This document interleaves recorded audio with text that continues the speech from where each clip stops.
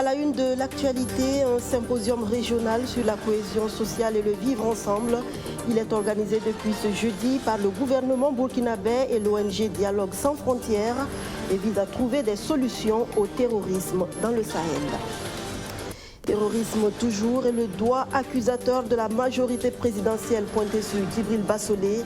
En conférence de presse ce matin, la PNP a laissé entendre que le général de gendarmerie condamné à 10 ans de prison dans le cadre du procès du putsch manqué de 2015 n'est pas étranger aux attaques perpétrées au Burkina Faso.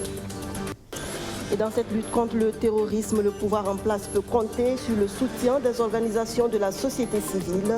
Un regroupement d'OSC dénommé Collectif pour la défense du Faso a vu le jour. Le CDF était face à la presse ce matin pour affirmer son soutien au président du Faso. Bonsoir et bienvenue à tous. La nébuleuse terroriste commande la mutualisation des forces et des intelligences. Le Burkina Faso et l'ONG Dialogue sans frontières en sont conscients. Ils organisent depuis ce 21 novembre un symposium régional sur la paix et la cohésion sociale. Une activité qui réunit à Ouagadougou tous les pays de la zone Afrique en proie au terrorisme. Abdoulaziz Sarré. Un symposium régional pour promouvoir la culture de la paix au pays des hommes intègres. Le Burkina Faso, à l'instar de plusieurs pays de la sous-région ouest africaine, fait face à des défis majeurs tels que les conflits intercommunautaires, l'extrémisme violent et le terrorisme.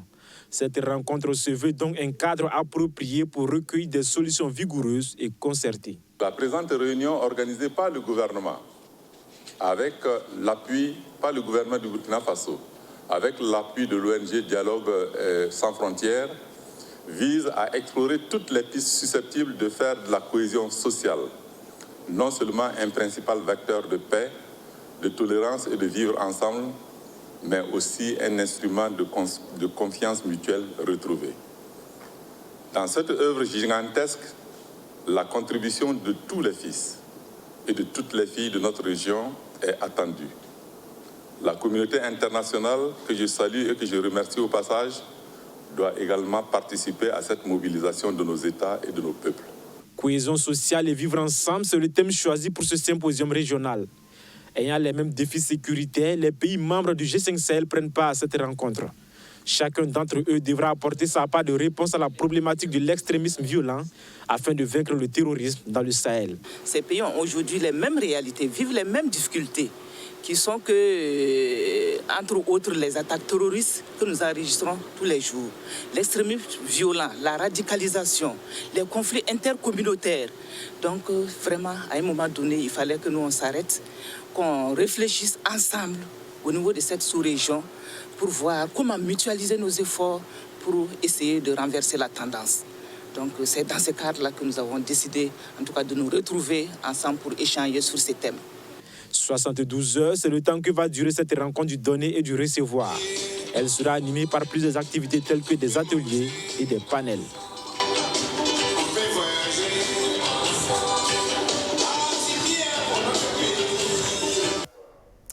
Une situation d'insécurité régionale qui a valu la célébration d'une journée nationale de la paix en Côte d'Ivoire. C'était le 15 novembre dernier. Musulmans et chrétiens veulent exploiter la voie du dialogue interreligieux pour la cause du développement intégré. Des prières œcuméniques ont été dites à l'occasion dans les églises et les mosquées d'Abidjan. Sur place, la correspondance de Thié Traoré avec la voix d'Archimède Boy.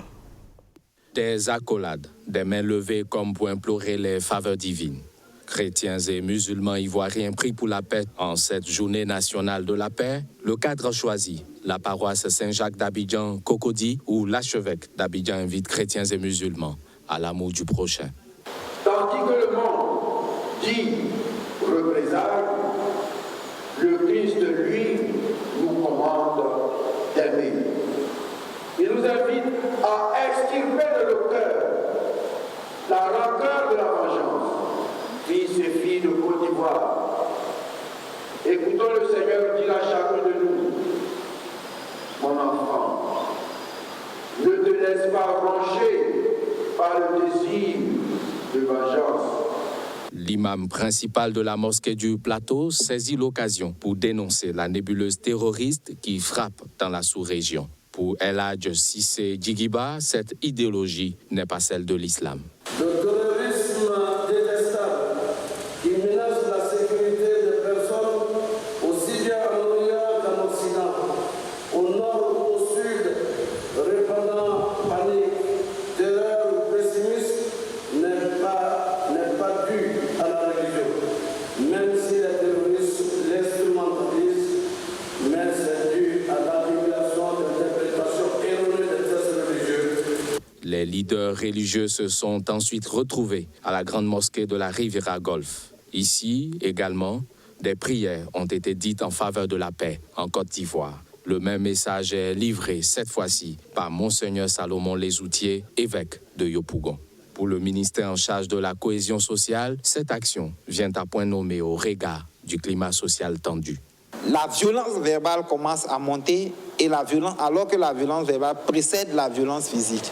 Donc ça nous interpelle. Il faut prier davantage pour que Dieu touche les cœurs, pour que nos sentiments, nous soyons tolérants, nos cœurs soient habités d'amour pour le prochain, d'amour pour l'autre, pour que nous puissions vivre en harmonie dans une cohésion sociale. Cette journée nationale de la paix commémorée ce 15 novembre vise à promouvoir les valeurs et activités de paix dans un pays où la crise post-électorale de 2010-2011 a fait plus de 3000 morts.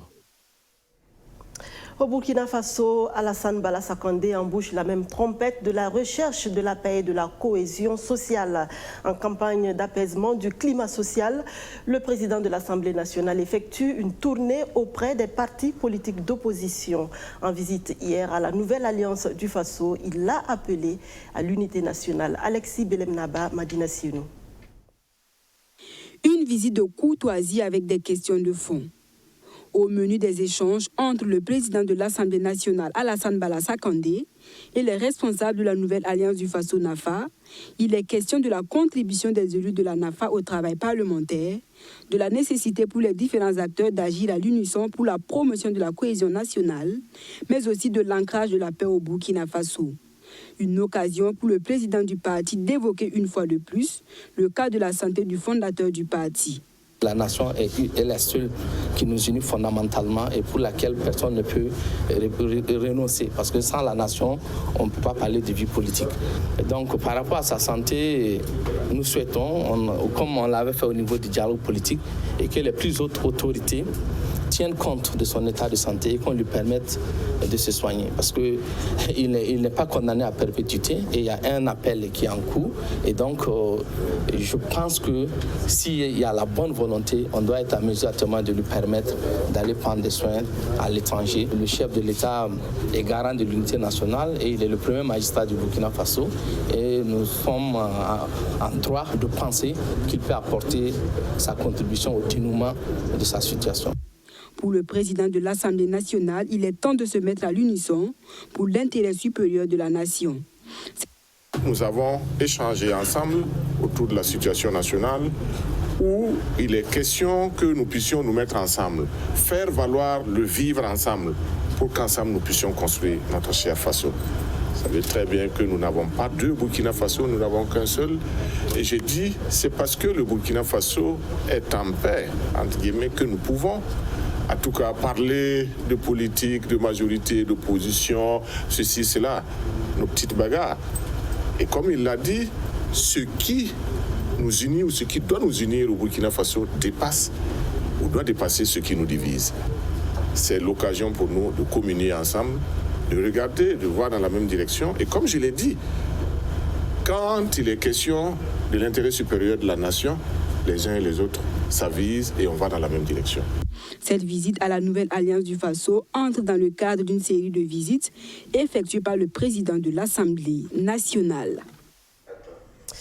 Le contre-pied parfait du président de l'Assemblée nationale, l'alliance des partis de la majorité présidentielle, fait dans l'accusation. Le champion de la NAFA, Djibril Bassolé, serait comptable de la situation d'insécurité que vit le Burkina Faso. La PMP était face aux journalistes ce matin. Abdoulaziz Saré.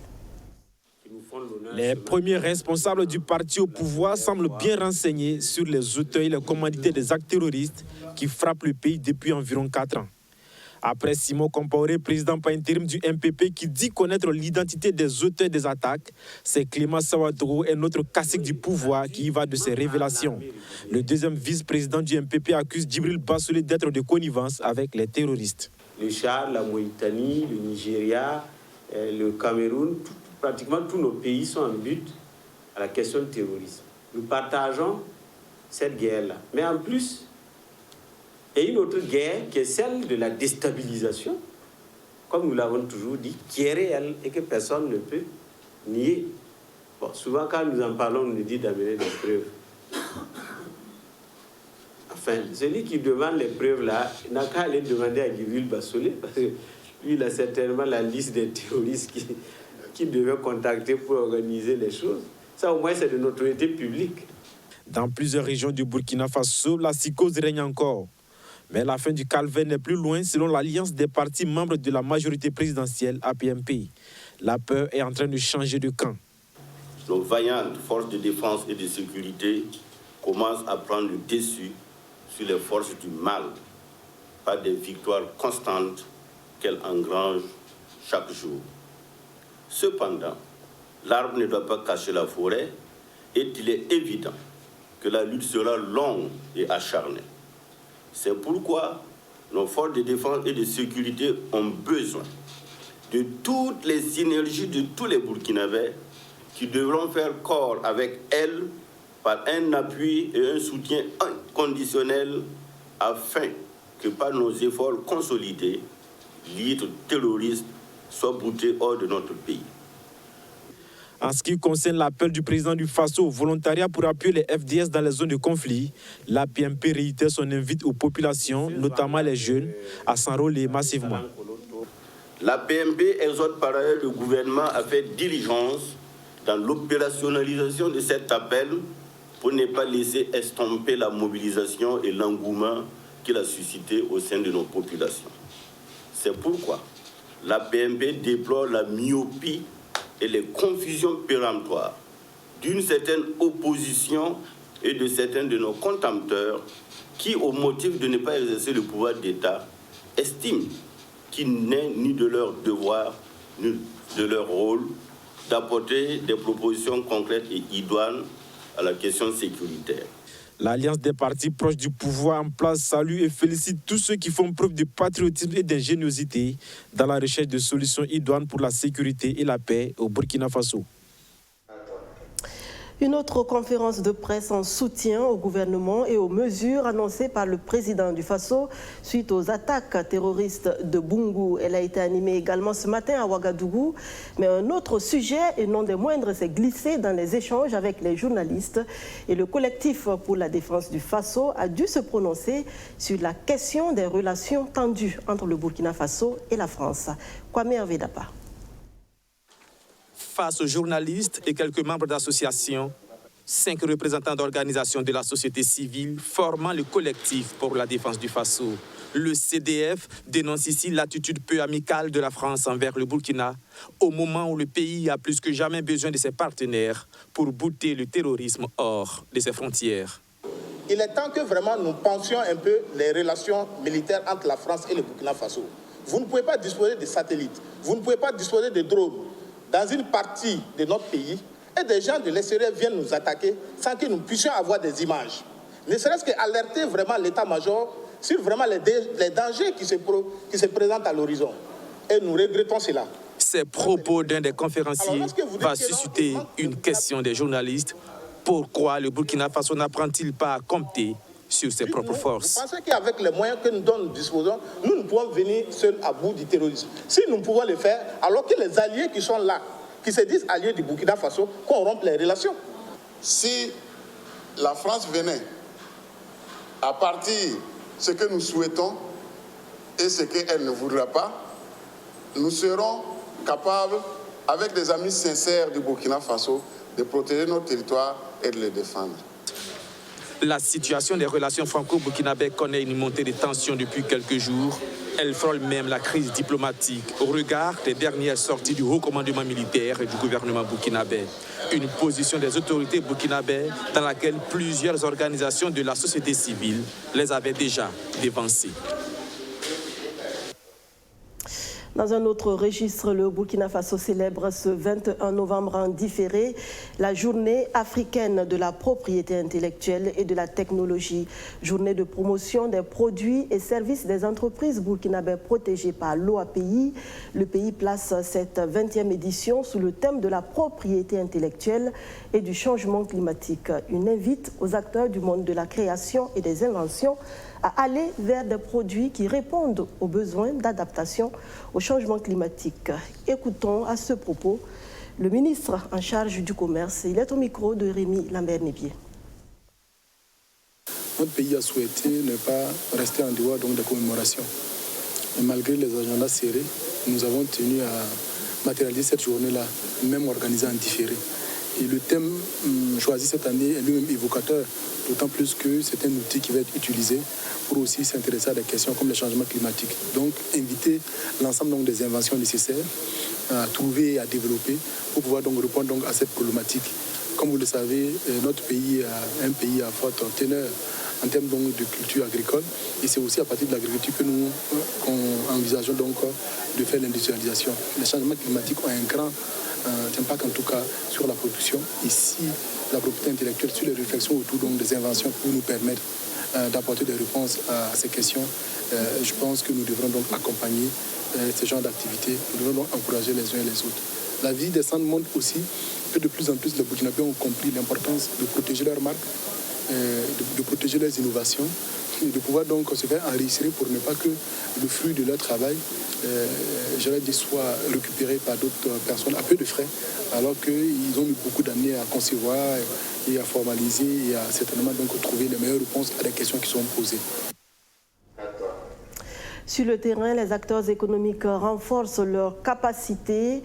3 jours pour comprendre davantage les rouages de l'économie et les stratégies d'identification des opportunités d'affaires. Ce sont les 72 heures de la facilitation des affaires dans la ville de Zignaré qui offrent ce cadre. Archimède Boy. Certains sont attentifs, d'autres prennent note. Ils ne veulent rien rater de cette formation organisée par la délégation consulaire régionale du Plateau central. Les participants apprennent les rudiments pour se lancer et réussir dans le monde des affaires. Il faut être convaincu de son projet, c'est-à-dire il faut avoir un projet. Il faut que le projet aussi puisse être rentable. Il faut croire à son projet. Et il faut que ça soit un projet bien étudié. Il faut que ça soit un projet aussi bien analysé, un projet bien soutenu.